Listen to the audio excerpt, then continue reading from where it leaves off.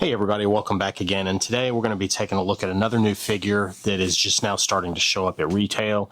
It's been out for a few weeks, and I know a few people have already gotten them in the mail, starting to see some of the reviews pop up, and that's going to be the Transformers Studio Series, Transformers of the movie Thundercracker. So this is going to be their first, I presume, in a series of releases for the Seekers and hopefully the Coneheads, with a little bit newer engineering, a little bit of retooling to make them a little bit more cartoon accurate.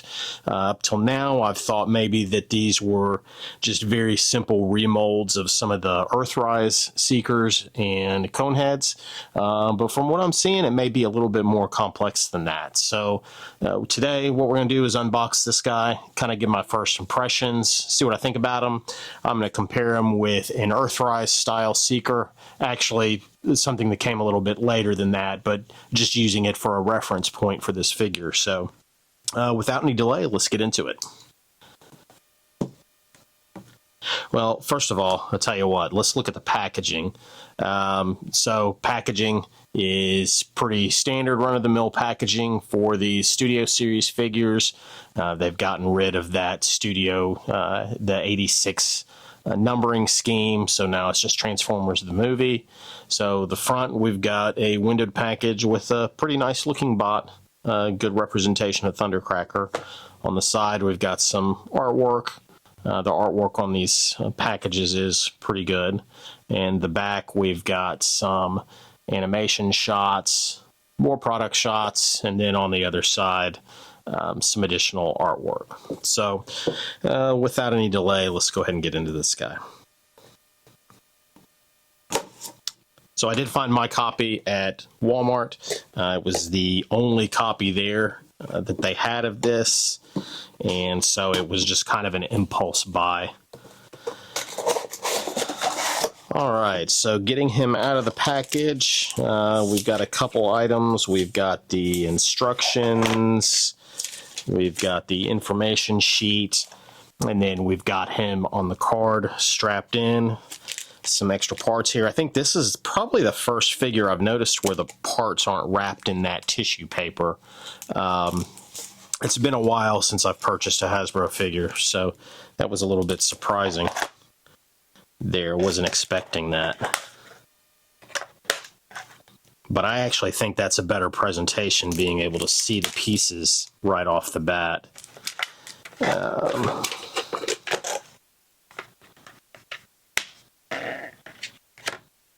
And he's got his typical plastic string to strap him in, and these extra parts are taped onto the box.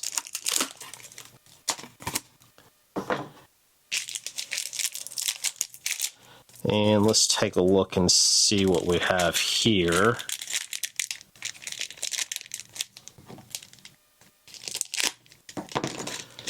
So in this packaging, we actually have quite a bit. So it looks like we've got some wingtips, and we've got his blasters, and then we've got his tail wings that look to be separate parts. So let's take a look at the bot himself.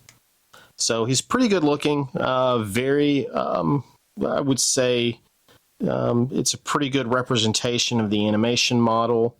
Very similar to the Earthrise and the Siege builds of the Seekers. Let's take a look at his articulation. So on the head, looks like it's on a ball joint. So we get a little bit of up, a little bit of down, and all the way around. On the shoulders, we get up, we get all the way around. So all the way there. On the waist, we do get a waist swivel. I can't remember. I think the Earthrise molds, the previous molds, didn't have that, so that's a nice surprise. I'm going to have to go back and look at those, but I don't recall them having that. We do have kind of side hip skirts on him, and we've got all the way up on the leg, We've got that much forward. We've got just a little bit back, not too much. I'm kind of hindered. And then at the leg, we've got a knee bend, and we've got kind of toe up, but that's a function of the transformation, and we do have some ankle tilt. And then going back to the arms, I forgot, we do have a bicep swivel. We do have a wrist swivel, which is really cool. Haven't seen that in a while on a Hasbro figure. And we do have a thigh rotation on the figure as well. So let's put these wing pieces on. So if you notice on the back, there's some pegs where these can fit in.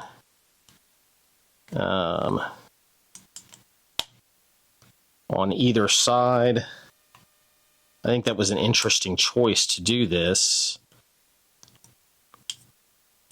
And then on his legs, we can peg these in.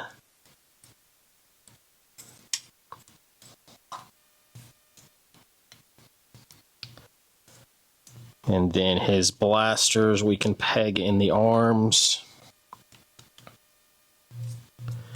And there we go. I think I've seen a couple videos as well where we can peg these wings in on the back here, or these rear fins, so we can kind of hide them and have more of a cleaner look on the leg. But I mean, the figure overall looks pretty good. I think it is definitely an improvement to the previous generation of Seeker molds that we have. Let's see if the cockpit the cockpit opens, which is really cool. There's not really a whole lot of detail in there, but that's a neat little addition. Let's bring in, I've got the Studio Series 86 Starscream here. Let's bring him in and kind of take a look at them side by side so we can definitely see that there's an improvement. Yeah, those old Earthrise molds and Siege molds did not have a waist swivel like I thought was the case. But this new guy is a definite improvement to what we had. Now, here comes the bad news on these. So this figure was almost $45 for a Voyager class figure, and that's just something to me that seems completely outlandish when we think how much the price of these figures has risen over the last few years. And I was just talking about this with a friend of mine over the weekend. If you think back on it, when the Siege storyline started out and they first started releasing those figures, that was 2017, 2018, thereabout. A Voyager class figure was about $24. The Studio Series figures it was kind of weird at the time. They were priced $1 higher, if I remember correctly. The deluxe class figures were $12.99, and think about that now. Those are $27.99. They've over doubled in price.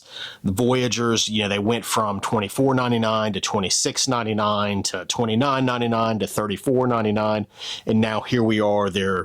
This figure was $42.99 or $43.99. I can't remember for sure, but to me, that just seems like a preposterous increase in price for these figures.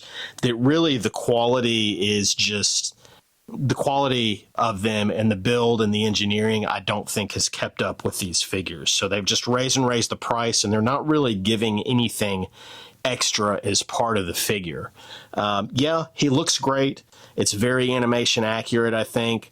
Definitely an improvement to the previous molds, but really it just is not.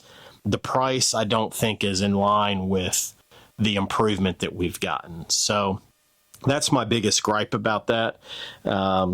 But definitely looking at him in comparison with this Studio Series, this was the Coronation Starscream, if you remember, came out, I don't know, probably 4 or 5 years ago or so, 2021, 2022. I can't remember for sure. So definitely an improvement to that. But I just don't think, price-wise, for the Voyager scale, And I know that this was sold as a leader class, but it had a lot of extra stuff with it. It had the cape, it had the crown, the extra weapons, all that stuff, the chair, all that stuff. But just looking at, how the other Voyager classes were sold, I just don't think the price has been justified by any addition of value to these figures. But that aside, just looking at the figure, I think he looks pretty good. Let's try to give him a transformation and see what he looks like in jet mold or jet mode, and we'll take a look and see what we can get here.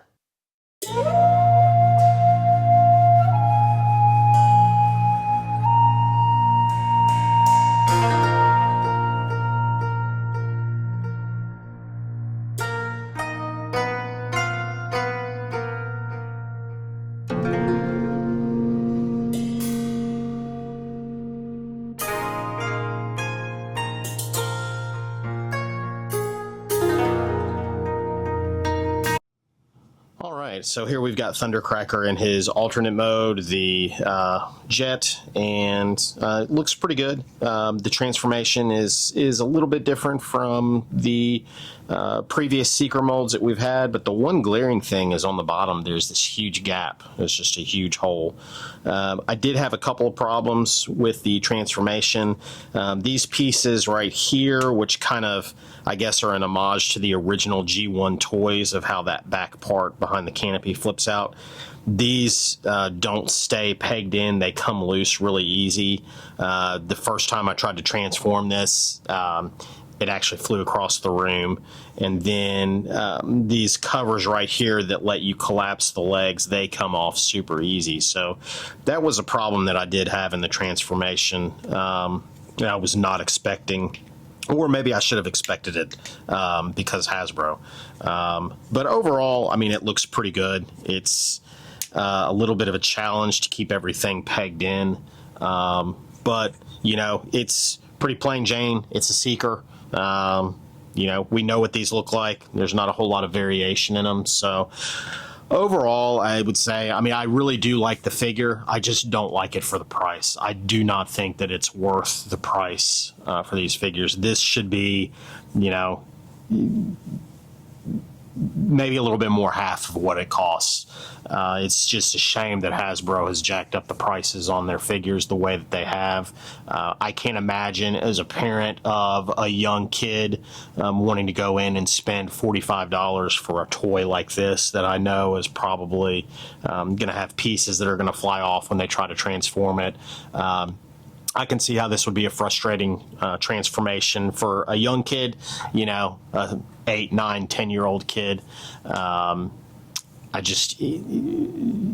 price is what kills me here. I just don't think these figures are worth it. But the figure is really cool. The figure, looking at it by itself, I'm happy with the figure. I think they did a good job with it, with the color, the animation style. So there you have it. So again, I really enjoy making these videos. If you guys like this stuff, please please subscribe. I'll continue to do more. I've got a couple more figures that are coming down the pipeline as I get them in the mail.